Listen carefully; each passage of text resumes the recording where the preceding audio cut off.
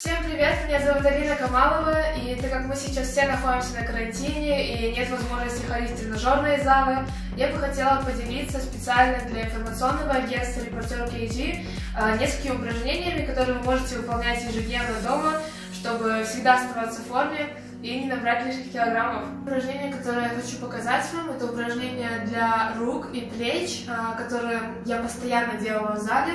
Но также это упражнение можно делать дома, но для этого вам понадобится стул, кресло, либо диван.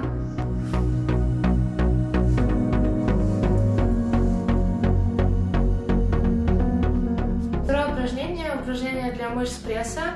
Мы выполняем в зале очень много упражнений, очень много комплексов, но так как мы находимся дома, чтобы сделать тренировку интересной, мы можем использовать разные предметы, например, подушку, и выполнять такое упражнение.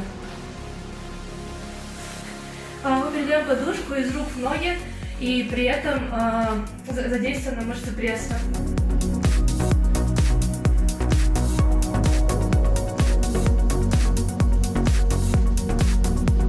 Итак, последнее, третье упражнение – это упражнение для мышц ног.